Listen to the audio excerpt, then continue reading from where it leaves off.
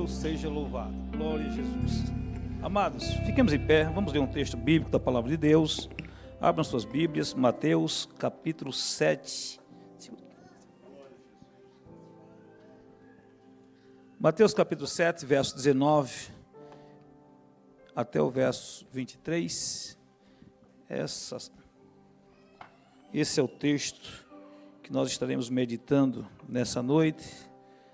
O texto da palavra de Deus é a continuação daquilo que nós estamos estudando já há algum tempo. Nós vamos ler do verso 19 até o verso 23, e eu vou ler esse texto com toda a igreja, como assim fazemos sempre. Mateus 7, 19 ao 23. 3, 2, 1. Toda árvore que não dá bom fruto, corta-se e lança-se no fogo. Portanto, pelos seus frutos os conhecereis. Nem todo que me diz Senhor, Senhor, entrará no reino dos céus, mas aquele que faz a vontade de meu Pai que está nos céus. Muitos me dirão naquele dia: Senhor, Senhor, não profetizamos nós em teu nome? E em teu nome não expulsamos demônios? E em teu nome não fizemos muitas maravilhas? E então lhes direi abertamente: nunca vos conheci. Apartai-vos de mim, vós que praticais a iniquidade. Só até o verso 23. Oremos. Senhor, nosso Deus, mais uma vez, Senhor, aqui estamos diante de Ti, em nome do nosso Senhor e Salvador Jesus Cristo. Aqui está o Teu povo, aqui está a Tua igreja. Tu conheces a necessidade de cada um dos Teus filhos que aqui estão. Pai, Tu conheces a necessidade desse povo, da Tua igreja, como também a minha necessidade, pois sem Ti eu nada sou, sem Ti eu nada posso, sou carente, sou dependente de Ti, preciso de Ti, Senhor, todo instante da minha vida. Abre os nossos corações, prepara-os para receber a Tua palavra, dai-nos inspiração, Senhor Deus, ilumina, Senhor Deus, a Tua palavra em nossos corações, Pai, para que eu venha, Senhor Deus, falar tudo aquilo que o Senhor tem colocado em meu coração. Pai, no nome de Jesus nós oramos, amém. Podem tomar assentos. Amados, nós estamos em uma sequência de estudos bíblicos, falando sobre Jesus, mensagem e ministério. E a semana passada nós falamos sobre os falsos profetas, falamos sobre as consequências desses falsos profetas e aqueles que os seguem. E hoje, com base nesse texto que nós lemos, nem todo a referência bíblica é o versículo 21, nem todo que me diz Senhor, Senhor, entrará no reino dos céus, mas aquele que faz a vontade de meu Pai que está nos céus. Nós encontramos aqui uma advertência direta, uma mensagem direta de Jesus, nas últimas expressões do Sermão do Monte, uma mensagem de alerta, de advertência, mas também uma afirmação: para entrar nos céus, para desfrutar as benesses desse reino, precisa fazer a vontade de Deus. E com base nesses versículos, nós adicionamos aqui um título que diz que Deus, Ele não quer só a tua voz, Ele não quer só o teu louvor no culto, mas uma vida no altar. Por quê? Porque louvor sem altar, culto sem altar, é igual folha seca e árvore que não tem raiz. Vocês já viram que toda árvore que está com um problema na raiz, qualquer vento derruba essa árvore, não é assim? Na verdade, a árvore que está com um problema ali na raiz, logo as folhas ficam secas, os frutos, na realidade, deixam de existir, e a consequência é a ruína. Essa árvore, ela cai, essa árvore, ela será tirada. E é interessante que Jesus, ele usa uma linguagem figurativa, metáforas, mas ele usa uma linguagem muito simples, uma linguagem que o camponês, aquele povo, estava acostumado com esse tipo de linguagem. Mas por que eu adicionei esse título? Na realidade, nós percebemos ainda, ontem eu conversava com o pastor Marcelo, só que antes de ontem, ainda uns dias atrás, eu conversava com os meus filhos, em casa, com a minha esposa, com os genros. A gente sempre está em volta da mesa, tem todo tipo de assunto, né? E foi interessante, eu fiz uma observação, como é difícil hoje fazer com que os crentes, eles venham para a igreja, para o culto e ensinamento bíblico. Como é difícil. E aí eu fiz uma observação, disse, irmãos, eu não sei se vocês, o ar está desligado, né? Então é bom abrir para correr um ventinho que está... Isso, deixa aberto para correr um ventinho, senão a gente vai ficar aqui meio cozinhado aqui dentro, né? Pelo menos, pode abrir aí também, viu, Marciano? Pode abrir, criar aqui uma corrente de vento aqui, ver se dá uma refrigerada. E eu falava da dificuldade que a gente tem de fazer com que os crentes, eles venham para a igreja no culto e ensinamento. Mas, pelo outro lado, a gente passa na frente de algumas igrejas que têm uma metodologia diferente de culto, dos nossos cultos, e tem igreja por aí que eles fazem o culto do domingo e fazem o culto do domingo na segunda-feira. Vocês já viram aí? Vocês já viram? Aqueles que são mais antenados sabem da igreja que estou falando. Não vou falar não por questões, que ele faz o culto no domingo e na segunda-feira eles fazem o culto do domingo. O que aconteceu no domingo acontece na segunda-feira.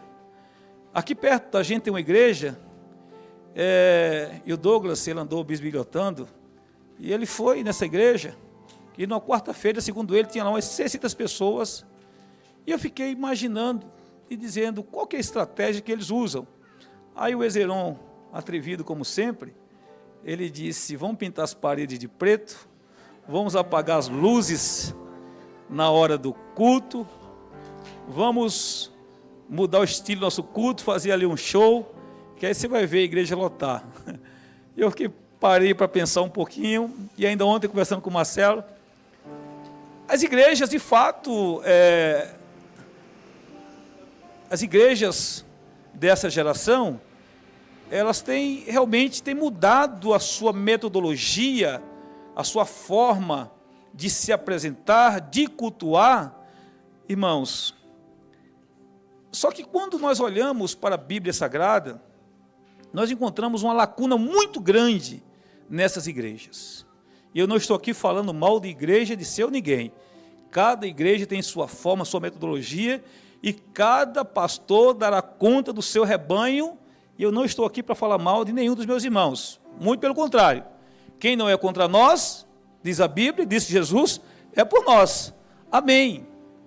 Só que quando a Bíblia manda a gente ficar no lugar onde nós somos chamados, eu sou um crente assembleando, roxo, e nós já mudamos muito, entendo, mudamos, na realidade, para melhor, não para pior, mas tem algumas coisas que para mim ainda é um tabu muito grande, e longe de mim aderir a esses movimentos, porque não é um perfil bíblico, tá? Na realidade, alguém pode dizer, pastor, e qual é o perfil bíblico?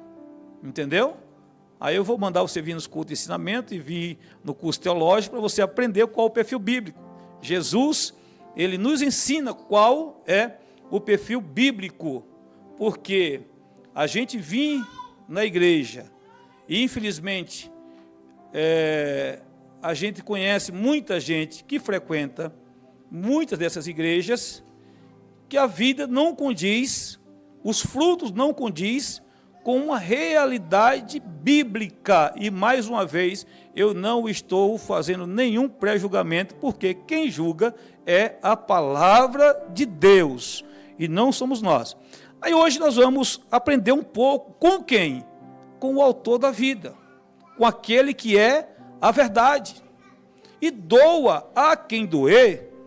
Ô Douglas, eu não sei se eu estou sentindo um som meio estranho aqui hoje. Se puder dar um reset, não sei se pode dar um reset aí, estou sentindo, está faltando agudo aqui para mim. Mas vamos lá, nós vamos aprender com quem? Com o autor da vida, com aquele que é verdade. Lá em João 4:23, no diálogo, nós conhecemos o diálogo entre Jesus e a mulher samaritana. No verso 23, Jesus diz que, mas a hora vem, e agora é, em que os verdadeiros adoradores adorarão o Pai em espírito e em verdade. Então veja, Jesus está falando dos verdadeiros adoram em espírito e em verdade. Aí a gente precisa abrir um pouquinho para entender o que é isso, o que isso significa, o que isso quer dizer. Então, ao longo dos evangelhos, nós vemos diversas ocasiões em que o Senhor Jesus utiliza parábolas, metáforas e até advertência direta para despertar o seu povo quanto à verdadeira forma de viver o reino de Deus. Suas palavras não eram apenas mensagens bonitas ou histórias moralistas, eram chamados urgente à transformação de vida e ao arrependimento genuíno, à prática da justiça, misericórdia e fidelidade. É o versículo 23. Agora o negócio melhorou. Olha aí, está vendo? A mágica aconteceu. Eu não falei que estava estranho? Está vendo? Eu sou bom de ouvido, está vendo só, Marcos? Sou bom de ouvido. O verso 23, Jesus diz assim, ó, e então lhes direi abertamente, nunca vos conheci, apartai-vos de mim, vós que praticais a iniquidade. Se a gente conseguir chegar aqui, nós vamos falar um pouquinho dessa palavra iniquidade no grego e no hebraico, o que essa palavra significa e como ela está em constante evidência nos dias de hoje. Como ela está em constante evidência nos dias de hoje. Às vezes nós estamos tão envolvidos com essa forma desenfreada da vida que nós levamos hoje, que estamos envolvidos de forma tão sutil e não percebemos. Se der tempo, a gente vai chegar lá. Infelizmente, muitos ainda hoje confundem vida cristã com mera participação em uma comunidade religiosa. Acha que o simples fato de frequentar cultos, ter um cargo na igreja ou declarar-se evangélico é suficiente para representar o reino. No entanto, viver o reino de Deus não está apenas no meio do povo de Deus, mas é viver de acordo com os valores de quem? Do reino e de quem é senhor desse reino, porque todo reino tem um rei. Então nós vivemos de acordo, precisamos viver de acordo com os princípios basilares desse reino e do seu rei. E ponto, não tem outra forma, não tem nenhum outro caminho, não tem nenhum artifício que a gente possa driblar essa verdade bíblica. O reino de Deus exige um estilo de vida alinhado à vontade do Pai, que se manifesta por meio da obediência, santidade, humildade, serviço, compromisso com o próximo, com a verdade. E Jesus, ele foi claro, quando Jesus, ele disse, nem todos que me diz Senhor, Senhor, entrará no reino dos céus. Veja, vamos abrir a nossa Bíblia. Vamos abrir a nossa Bíblia. Vamos primeiro lá para João capítulo 15. A gente vai ler alguns versículos. João capítulo 15 e o versículo 1. A gente vai aprender um pouquinho com Jesus, porque é dele que nós estamos falando. É a mensagem dele que nós estamos falando. Então, nessas últimas instruções de Jesus para os seus discípulos, veja o que ele diz aqui no versículo 1 do capítulo 15. Ele diz, eu sou a videira verdadeira e meu pai é o lavrador ou o agricultor. Aí ele diz, toda vara em mim que não dá fruto, atira e limpa toda aquela que dá fruto, para que dê mais fruto. Para um pouquinho para refletir. Jesus está usando aqui uma metáfora, não tem nada a ver com vara, com dois tipos de vara, com dois tipos, né, de uma vara que dá fruto, outra vara que não dá fruto. Jesus está falando de quem aqui? Jesus está falando de crentes, aqueles que frutificam e os que não frutificam. Aí quando ele usa uma linguagem camponesa, em que o agricultor, ele planta a videira, e quando ele planta a videira, ele tem todo aquele trabalho para tirar, para fazer a poda da videira, e o agricultor, ele enxerta ramos na videira, tem todo aquele processo que ele corta do lado, ele faz uma cava na vara, e ele enxerta a vara na videira, ele isola aquele enxerto, para que não haja fuga da seiva, e também nenhuma praga contamine aquela planta, ou aquela vara. Então, há todo um trabalho, uma linguagem muito simples, que o camponês entendia muito bem como que era esse processo da vara enxertada na videira. Aí veja o que é que Paulo, ele vai dizer lá em Romanos, no capítulo 11, versos 17 e 24. Abra suas Bíblias, 11, pode até colocar aqui 11, 17, até o verso...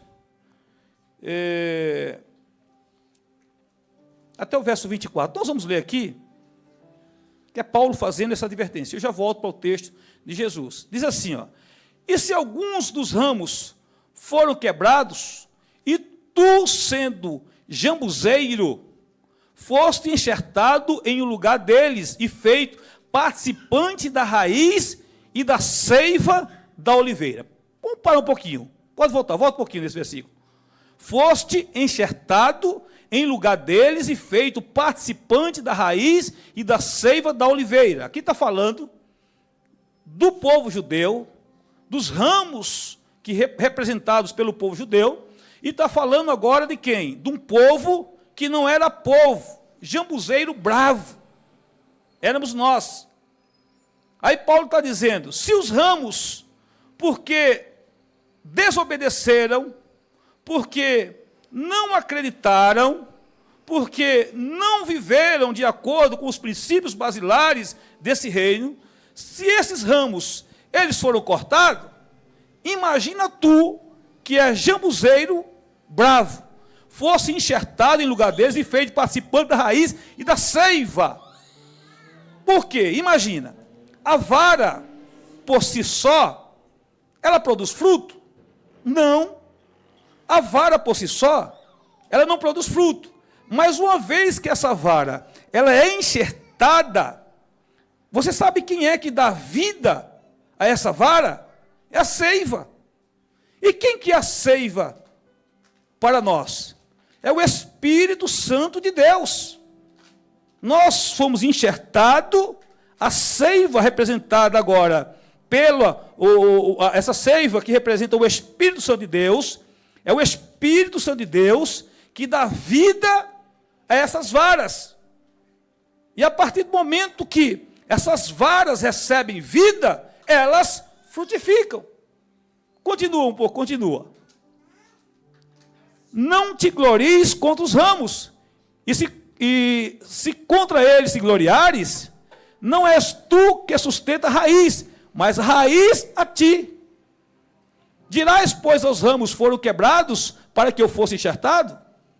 Está bem, pela sua incredulidade foram quebrados, e tu estás em pé pela fé, então não te ensoberbeças, mas teme. Porque se Deus não poupou os ramos naturais, teme que te não poupe a ti também. Considera, pois, a bondade e a severidade de Deus para com os que caíram, severidade, mas para contigo a benignidade de Deus, se o quê? Se o quê? Se o quê? me ajudem a pregar e ensinar nessa noite. Se permaneceres na sua benignidade, de outra maneira também tu serás o quê? De outra maneira tu serás cortado. Pode segurar aí. Vocês estão vendo? Os ramos foram cortados pela sua incredulidade. Nós, pela fé, uma vez que nós aceitamos a fé em Jesus e que recebemos o Espírito Santo de Deus, nós fomos enxertados na videira.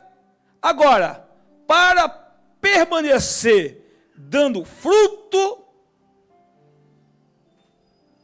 para continuar dando fruto, eu preciso fazer o quê? O que é que eu preciso fazer? Permanecer na vontade de Deus. Agora veja, para um pouquinho, e nós vamos ler daqui a pouco outra referência. O que é que o texto está dizendo? O que é que Jesus está dizendo? A vara, que ela não dá fruto, o que é que faz com essa vara? Ela corta, para que a que dá fruto faça o quê? Dê mais. Aqui tem um segredo. Aqui tem alguns segredos. Tem crente. É interessante. Eu vou usar uma expressão, a gente vai lá no pomar, lá na nossa chácara, aí tem um monte você pode ver os pés de árvore frutífera, vai nascendo aquele monte de galhinho ali em volta, mas que não frutificam. Eles ficam ali fazendo só o quê? Só roubando a seiva daqueles galhos que estão fazendo o quê? Frutificando. Aí qual que é o segredo? Você tem que ir lá e tem que cortar. Sair cortando todos esses galhos doentes, galhos que só tem folha, até parece, pé de laranja principalmente. Vai nascendo assim uns galinhos assim, vai nascendo uns galinhos, você olha, todo verdinho, mas aquilo é como se fosse um parasita. Ele está só roubando seiva e precisa o quê? Precisa ser cortado, para que a força da seiva seja direcionada para aquele que dá fruto. É Jesus que está dizendo. Pare e reflita. É Jesus que está dizendo. Jesus está dizendo, toda vara que não dá fruto, corta. Para quê? E limpa toda aquela que dá fruto. Toda vara em mim que não dá fruto, atira. E limpa toda aquela que dá fruto, para que dê mais fruto. Agora, mesmo frutificando, e é interessante, que eu quero que você, coloca aqui por favor, Hebreus 12, do 5 ao 11, Hebreus 12, do 5 ao 11, porque mesmo frutificando, nós precisamos, David, ser podado, ser limpo. E essa poda, essa limpeza, muitas vezes, sabe o que vocês estão fazendo aqui? Vocês estão sendo podados. Sabe o que nós estamos fazendo aqui? Nós estamos sendo podados nessa noite. Porque a palavra, viu, Marciana? Porque a palavra de Deus, muitas vezes, ela é dura para nós. Muitas vezes ela machuca. E às vezes a gente até quer retrucar contra uma verdade bíblica, porque aquele negócio machuca a gente. Mas olha o que diz Hebreus 12, 5. E já vos esqueceste da exortação que argumenta convosco como filhos? Filho meu, não despreza a correção do Senhor e não desmaie quando por eles fores repreendido. Porque o Senhor corrige a quem ama e açoita a qualquer que recebe por filho. Se suportais a correção, Deus os trata como quê? Filhos. Porque que filho há que o pai não corrija? Mas, se estáis sem disciplina, da qual todos são feitos participantes, sois então bastardos e não filhos. Espera aí, se eu aceito a correção, eu sou o quê? Se eu aceito a correção da palavra, eu sou o quê? Se eu não aceito, Alexandre, eu sou o quê? Há uma diferença entre ser filho e ser bastardo, não é? Vamos continuar. Além do que tivemos nossos pais segundo a carne para nos corrigirem, e nós o reverenciamos, não nos rejeitaremos muito mais ao Pai dos Espíritos, para vivermos? Porque aquele que, na verdade, por um pouco de tempo nos corrigiam como bem lhes parecia, mas este para nosso proveito, para sermos participantes da sua santidade, para sermos participantes da sua santidade. E, na verdade, toda correção ao presente não parece ser de gozo, senão de tristeza, mas depois produz um fruto pacífico de justiça nos exercitado por ela. Então, no momento, pode até doer. Isso está incluso o quê? Os processos. Tiago vai chamar, ele usa uma palavra chamada tentação, que é nada mais é que perasmo. Então, quando nós sofremos as tentações, perasmo são as provações, não tem nada a ver com o pecado, mas são as tentações da vida. Quando nós passamos pelo processo que muitas vezes dói, machuca, e Paulo, ele, lá em Romanos 8, 28, ele diz que tudo isso vai fazer o quê? Vai contribuir para o bem daqueles que amam a Deus e são chamados pelo seu decreto. Então, mesmo você frutificando, principalmente quando você está frutificando. Quando você está frutificando, você precisa ser limpo, podado. As arestas precisam ser aparadas para que o Espírito Santo, a seiva, ela venha com mais força e você possa dar mais fruto. Muita gente não entende isso. No momento da prova, da luta, das dificuldades, dos pedaços da vida, muita gente faz o quê? Muita gente murmura. Não entende que tudo isso faz parte de um processo para nós darmos mais fruto e fruto em abundância.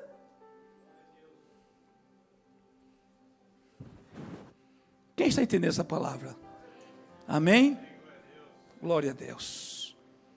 Não murmure, não abra a sua boca para murmurar e dizer, Deus não está me vendo, porque Ele está te vendo sim.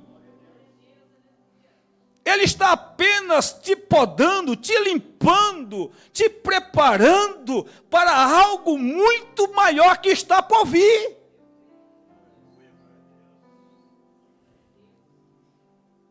Meus irmãos, vamos ser bem sinceros. A gente chegar aqui, ainda costumava ir nos cultos nos dias de domingo, em que a igreja está lotada, apresentarmos a nossa performance. Os músicos arrebentam aqui na guitarra, no teclado, na bateria. As meninas do vocal aqui cantam muito bem. A igreja chegar aqui, os irmãos, todos nós abrimos a nossa boca e nós oferecermos aquele culto e abrimos e fechamos os olhos, derramamos lágrimas.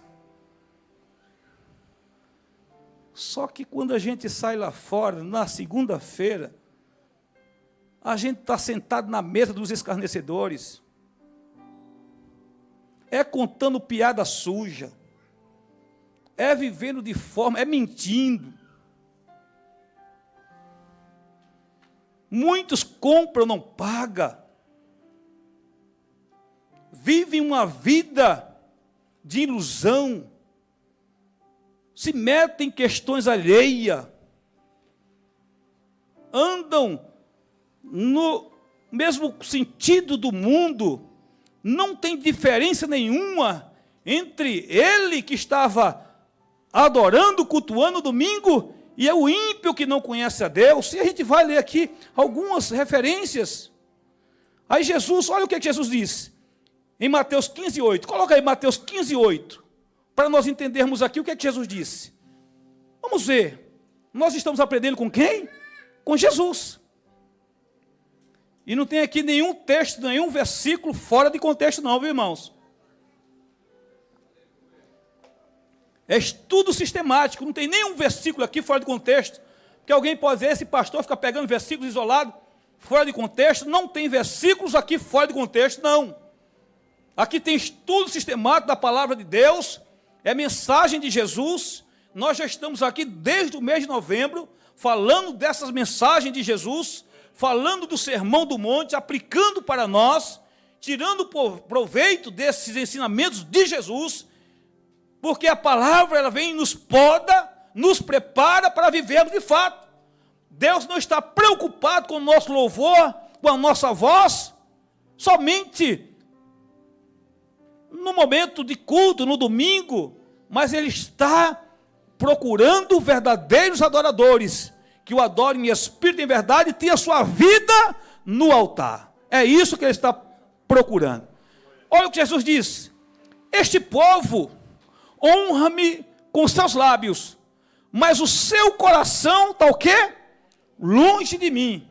Coloca aí Isaías 29, coloca primeiro Ezequiel 33 e 31. Coloca aí Ezequiel 33 e 31. Vamos começar a bater primeiro dos líderes, depois, irmão, é bater no bom sentido, viu, irmãos? É no bom sentido, vocês estão entendendo, né?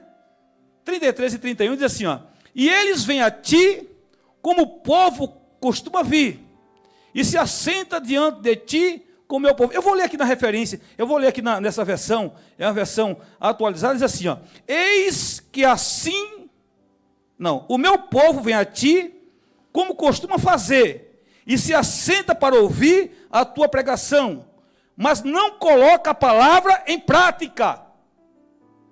Pode ver que eu acho que deve estar uma versão um pouquinho diferente. Ó, o meu povo vem a ti como costuma fazer, e se assenta para ouvir a tua pregação, mas não coloca a palavra em prática. Com a boca eles chegam a expressar louvor e devoção, mas o coração dessa gente dá mais importância ao lucro, estão ávidos por ganhos injustos. Vocês estão vendo? É a mesma referência, né? Vocês acompanharam aí?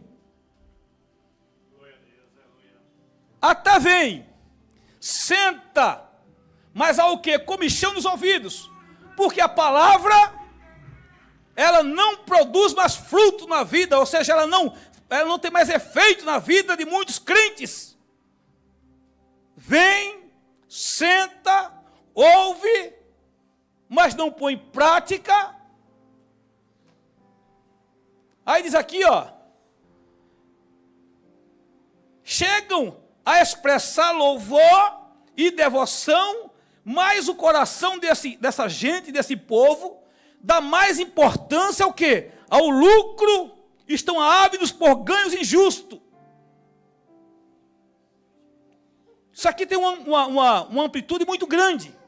As pessoas hoje estão procurando um evangelho de barganha, onde elas preencham as suas vontades, os seus desejos. Líderes que estão mais preocupados, eles não querem saber se o povo está de fato se convertendo, se arrependendo.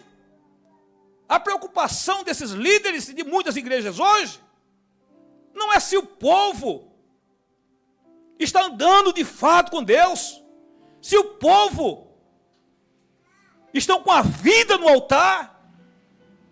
Muitos desses líderes hoje estão preocupados em quê? Em oferecer um show pirotécnico, é um show de luzes que hipnotizam. Eu vou falar, quer nem saber, doa quem doer. Começa a bater em casa mesmo, né? A mulher está ali, já está com os olhos tremendo, os olhos da mulher. Quem fala sou eu, quem fica com os olhos tremendo é ela.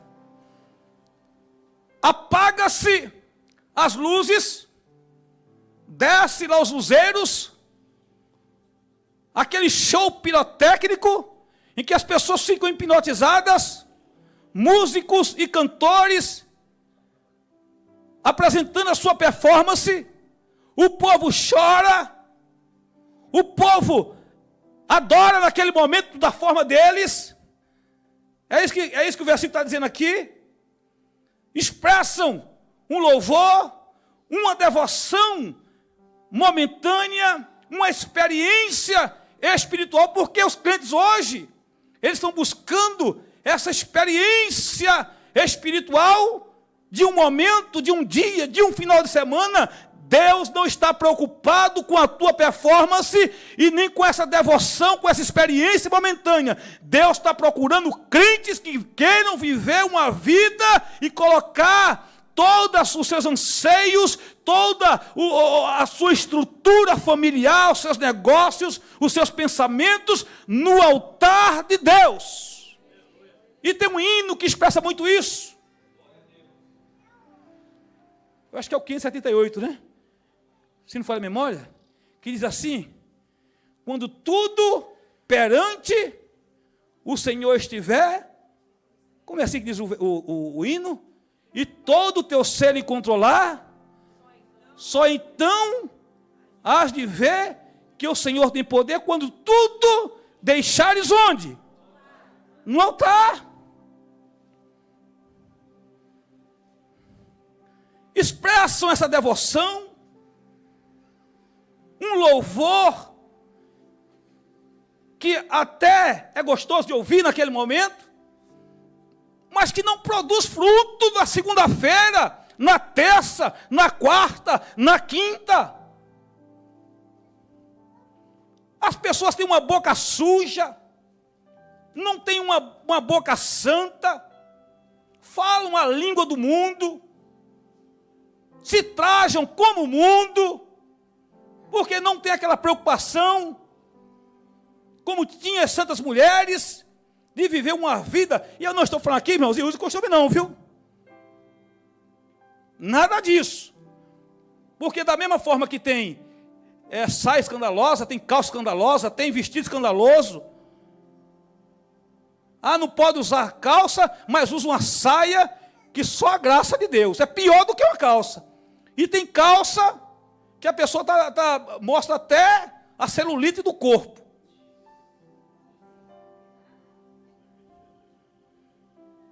Estou mentindo, irmãos?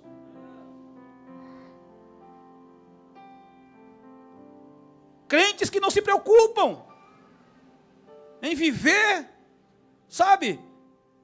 E a gente vai falar daqui a pouco em relação à santidade. A hora já não vai dar. Irmãos, vamos ser sinceros. A gente precisa ser podado, não precisa? A gente não precisa? A gente não precisa ser limpo? Não precisa ser limpo? Então, irmãos, eu não estou preocupado com a tua oferta. Eu não estou preocupado com o teu dízimo. Eu não estou preocupado se você vai me dar presente no dia. Eu nem gosto disso, para ser bem sincero. Eu não recebo peita.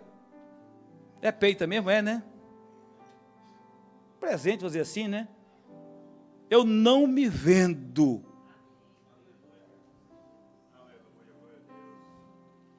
Deus não me chamou para fazer a minha vontade e muito menos a vontade do povo. Mas eu quero diante de Deus, naquele dia que me apresentar diante de Deus, eu não sei quanto tempo eu ficarei aqui com vocês, mas o tempo que eu ficar com vocês, eu quero dar conta do meu pastoreio e quero ser sincero diante de Deus e dizer: o povo que o Senhor me deu, eu tratei, eu cuidei.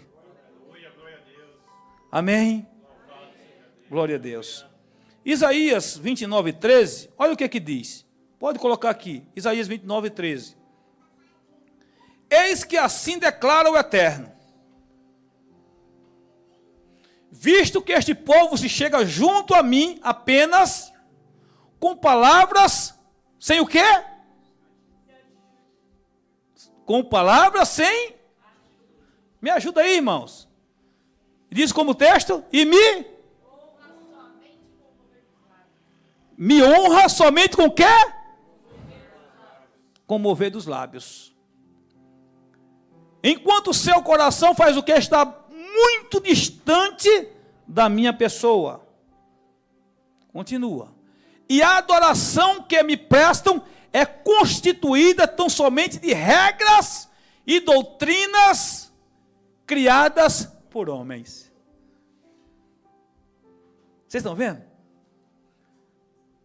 É aquelas regras, é aquela ética, é aquela performance, é como tem que conduzir o culto. Na realidade, faz-se um roteiro, como tem que ser o culto, como que é a postura de quem vai falar. Tudo isso é importante, mas eu não posso perder a essência em saber que quem conduz o culto é o Espírito Santo de Deus, e que ninguém pode engessar o Espírito Santo de Deus, porque é Ele que reina no meio do povo de Deus. Amém? Está me vindo aqui um versículo, é Judas, quem achar, por favor, é Judas 1:19, se fala a memória, 1:19, está me vindo um versículo aqui, é nuvens carregadas, como é que é nuvens, é Judas, né? É Judas, se achar aí pode colocar aqui, se não fala a memória, é Judas 1:19, Judas só tem um capítulo só, nuvens carregadas, quer ver só? Então veja, Deus, Ele exige do seu povo uma vida consagrada. Aí, 1 Tessalonicenses, esse é o 19, né? Estes são que causam divisões sensuais, que não têm o Espírito, continua. É o 12, né? É o 12, Judas 1:12, coloca o 12. Judas 1:12. 1, 12 e 13. Este são manchas em vossas festas de fraternidade, banqueteando-se convosco e apacentando-se a si mesmo sem temor. São nuvens sem água, levadas pelos ventos de uma para outra parte. São como árvores murchas e infrutíferas, 2 vezes mortas, desraigadas.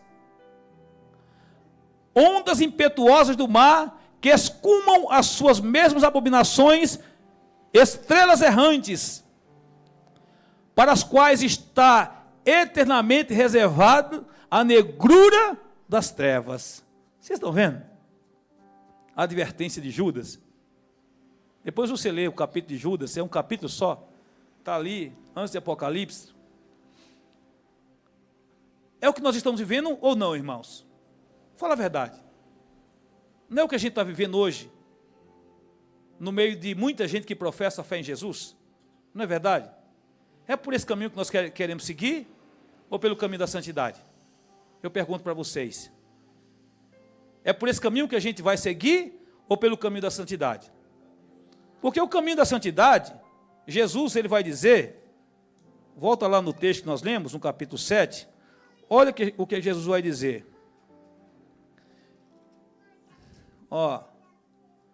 Versículo 13. Entrai pela porta estreita, porque larga é a porta e espaçoso o caminho que conduz à perdição, e muitos são os que entram por ela. E porque estreita é a porta e apertado o caminho que leva à vida, e poucos há que encontrem. De que lado você quer estar, meu irmão?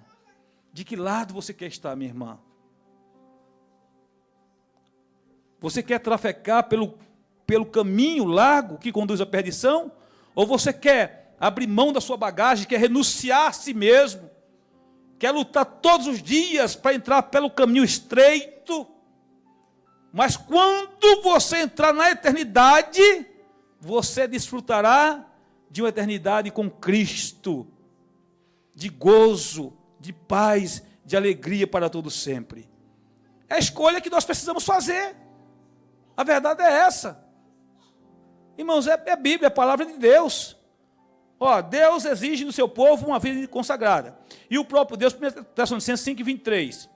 E o próprio Deus de paz vos santifique completamente, e o vosso espírito e alma e corpo sejam plenamente conservados, irrepreensíveis para a vinda do nosso Senhor Jesus Cristo. 1 Tessalonicenses 5:23.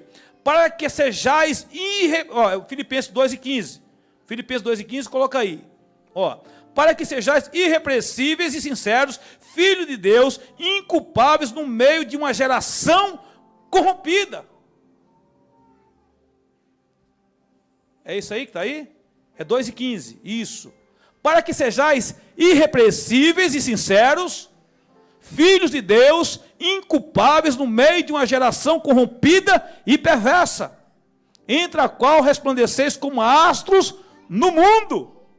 Então veja, nós estamos vivendo em meio a essa geração. Agora, se eu decidir em ficar do lado de Jesus, da mensagem do Cristo da cruz, se eu ficar do lado dele, o que é que vai acontecer? Eu vou resplandecer como astros. É o que está dizendo aí, o que Paulo está dizendo. Viver no altar é ter uma vida inteira consagrada a Deus, corpo, alma e espírito. É estar disponível para Deus todos os dias e não apenas nos momentos do culto. O altar fala de entrega, renúncia, permanência diante de Deus. Um verdadeiro adorador vive no altar mesmo quando ninguém está vendo. Um verdadeiro adorador, irmãos, quando não tem ninguém vendo, ele não muda, ele é a mesma pessoa. Ele é a mesma pessoa na multidão e é a mesma pessoa quando não tem ninguém vendo. A forma dele viver no meio da comunidade que ele está inserido é uma, mas quando ele pega um avião e ele vai para um outro país ou para um outro estado, ele não muda, ele é a mesma pessoa. Vocês estão entendendo? Porque infelizmente tem gente que na comunidade é uma coisa, mas quando ele pega um avião, ele vai para outro estado, você encontra ele, nem parece mais a mesma pessoa. Parece uma outra pessoa. Então, para vencer as paixões desse mundo, o crente precisa se aproximar de Cristo e continuar progredindo. 1 Tessalonicenses capítulo 4, verso 1 ao 5. Coloca aí, por favor, 1 Tessalonicenses 4, do 1 ao 5. Finalmente, irmãos, vos rogamos e exortamos no Senhor Jesus, que, assim como recebeste nós, de que maneira convém andar e agradar a Deus, fazer o quê? Assim andai, para que continueis a progredir cada vez mais, porque vós bem sabeis que mandamento vos temos dado pelo Senhor Jesus, porque esta é a vontade de Deus, a vossa santificação, que vos abstenhais da prostituição, de que cada um de vós saiba possuir o seu vaso em santificação e honra, não na paixão da concupiscência, como os gentios que não conhecem a Deus. Então nós não podemos andar como o mundo anda, a viver como o mundo vive, a proceder como eles procedem. Nós fazemos parte do povo que vai morar no céu. E como parte do povo que vai morar no céu, eu preciso fazer o quê? Eu preciso viver uma vida de santidade no altar de Cristo, no altar da oração, da comunhão, da intercessão. É dar fruto. Amém? Glória a Deus. Já vou partir aqui para o final. Tá bom? Culto de adoração e louvor sem altar é folha seca e árvore sem raiz. Respondeu-lhe ele: toda planta que meu Pai celeste não plantou será arrancada. Mateus 15, e verso 13. Jesus está dizendo: toda planta que meu Pai não plantou, o que é que vai acontecer? Será arrancada. Tendo aparência de piedade, mas negando-lhe o poder, afasta-se também desse, 2 Timóteo 5:5. Paulo está alertando Timóteo a fazer o quê? Afastar-se dos falsos crentes, daqueles. Eu creio que cada um de nós conhecemos, né? Alguém que é falso, não conhecemos. Alguém que diz: eu sou crente, eu sou evangélico, eu sou de Jesus, mas nas redes sociais ele é uma desgraça, é uma miséria. Desgraça, porque é desgraçado, é desprovido da graça de Deus. Ele é um miserável, é uma boca suja, não tem pudor nenhum. Eu conheço alguns desses aí, que se dizem, muitos infelizmente, se dizem até obreiros, mas a vida não condiz com o que de fato. Aí Paulo está dizendo, desses aí, o que é que vocês têm que fazer? Afasta-te. Esses aí conhecem a verdade e distorcem, ele está dizendo, eles distorcem a palavra, afaste-se desses aí. A folha representa visibilidade religiosa, a folha seca representa, tem até um índice assim, né? O homem sem Deus é como uma folha seca, homem sem Deus, que vai para onde o vento? É o seu Pires, né? É o seu Pires ou é no Jair Pires, né? Eu acho que é Jair Pires. Acho que é Jair Pires, né? É uma folha seca aí no chão. Aí, lá em Marcos 11, 13 e 14, Jesus, ele viu uma figueira, a figueira só tinha o que mesmo? Folhas, né? Folhas bonitas, não é isso? Aí Jesus chegou lá, teve fome, foi lá na figueira, não tinha o quê? Aí o que é que Jesus fez? Amaldiçoou a figueira. Sem raiz, sem seiva e folha seca, a aparência, ela é desmontada. Infelizmente é assim. A árvore sem raiz está desconectada da fonte, e sem a seiva do Espírito ela morre. Só há fruto quando há raiz profunda. Crentes sem raízes são facilmente vencidos pelos cuidados da vida. Aí está lá na parábola lá da semente, né? Da boa terra, que a gente não vai ler agora. Não há vida sem conexão com a fonte. Permanecer em Cristo é a única forma de frutificar. A esterilidade espiritual é rejeitada por Jesus. João 15, verso 2, Mateus 7, 19, Marcos 11, 13, 14. A árvore frutífera é cortada não por falta de dom, mas por falta de permanência e obediência. Está aqui nas referências, se vós permanecerdes em mim, se vós permanecerdes em mim, e as minhas palavras permanecerem em vós, pedireis tudo e vos será feito. Palavra de Jesus. Deus, ele não se impressiona com a performance religiosa, mas se alegra com frutos que nascem de uma vida moderada pela verdade. Então Deus, ele não se impressiona com performance religiosa, mas ele se alegra com essa vida moldada pela palavra de Deus, pela sua verdade. Aí eu termino dizendo aqui, fazendo aqui algumas perguntas retóricas para mim e para cada um de vocês. Aí vocês meditem. Como está a nossa raiz? A nossa vida espiritual? Como é que está a nossa vida espiritual? Como é que está a raiz da nossa vida espiritual, dessa árvore que sou eu? Como é que está aí essa... nosso louvor tem nascido de uma vida no altar? É uma pergunta. O nosso louvor tem nascido de uma vida no altar? Que fruto nós temos produzido do reino? 2 Coríntios 13, 5. Examinai, pois, se permaneceis na fé. Coloca aqui para a gente finalizar. Coloca de pé aí, irmãos. 2 Coríntios 13 e 5. 13 e 5. O que é que está escrito? 3, 2, 1.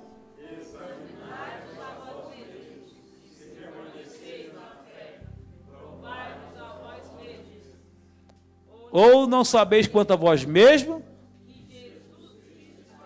Olha a condição, se é... Eu creio que aqui não tem ninguém reprovado. Mas a palavra de Deus, ela nos exorta a fazermos uma reflexão e a fazermos uma análise como está a nossa vida. Aí você vai olhar para dentro de você mesmo e vai dizer se você está frutificando ou não. Amém?